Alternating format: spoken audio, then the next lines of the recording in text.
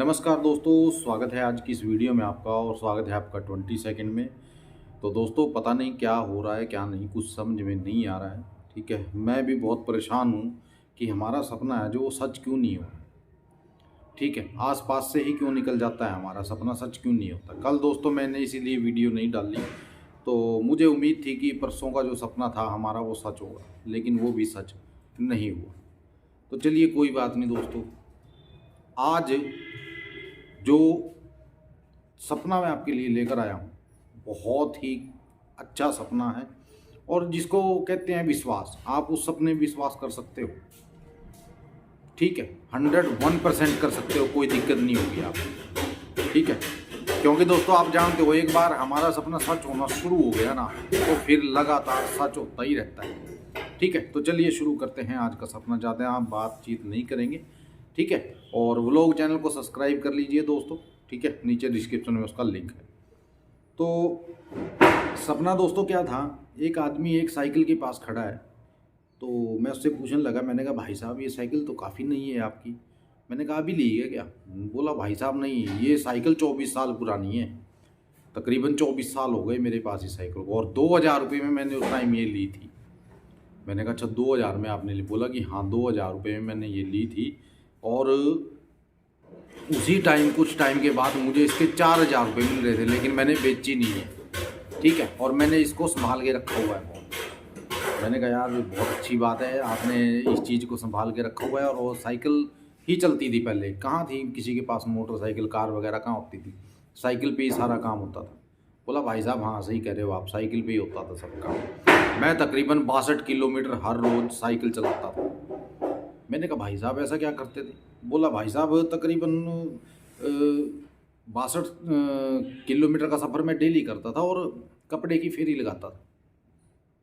मैंने कहा यार उस टाइम में कपड़े की फेरी लगाना भी बहुत बड़ी बात थी और लोग इज्जत किया करते थे और गांव माहौल में एक अलग सा ही माहौल बन जाया करता था।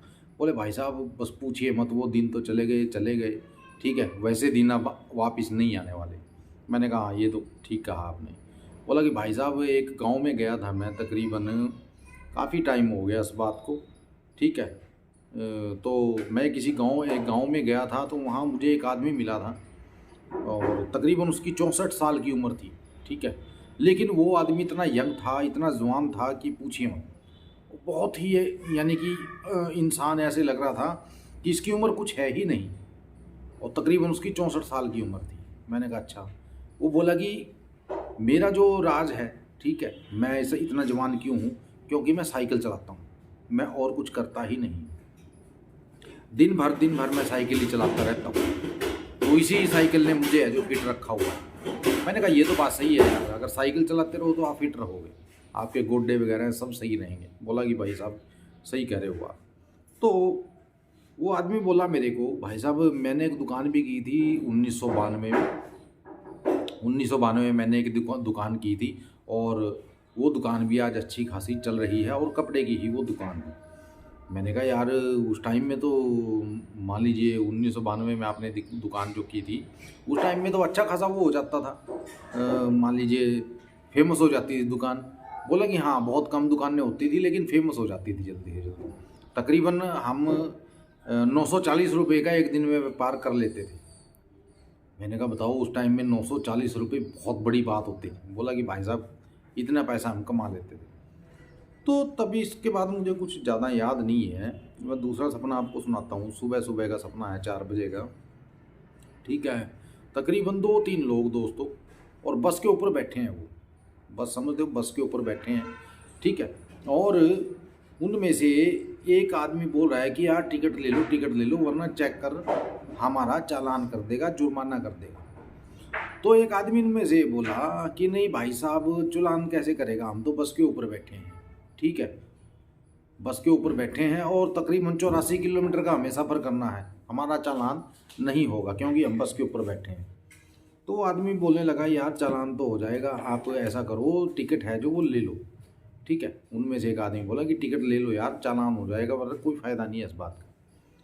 बोला कि चलो यार टिकट ले लो कोई बात नहीं। तो एक आदमी ने अपनी जेब में हाथ डाला तो उसकी जेब में से 52 रुपये निकले। 52 रुपये उसकी जेब से निकले। तो वो बोला यार मेरे पास तो 52 रुपये सारे ही हैं, बोले कि इकट्ठे करो यार पैसे और इकट्ठे करके टिकट ले लो। तो पता नहीं दोस्तों उन्होंने टिकट ली नहीं ली दोस्तों, मुझे नहीं पता, ठीक है ना।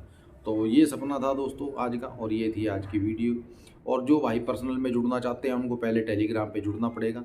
तो साफ सी बात है, सीधी सी बात है, पहले आप टेलीग्राम का लिंक लीजिए, टेलीग्राम पे जुड़िए, ठीक है ना। उसके बाद ही आप मेरे साथ व्हाट्सएप पे जुड़ सकते हो। और व्हाट्सएप वाले भाइयों को बहुत बहुत कॉन्ग्रेचुलेसन, बहुत बहुत बधाई।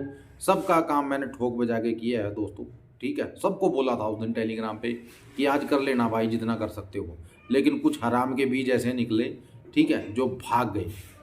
तकरीबन 1.5 लाख रुपए का चूना मुझे लगा दिया उन्होंने, ठीक है। पर मुझे इस बात की खुशी है, उनमें से कुछ लोग ईमानदार थे जो वो मेरे साइड आ गए। मैंने उनको चुन लिया कि यार ये लोग ईमानदार हैं, इनको रखूँगा।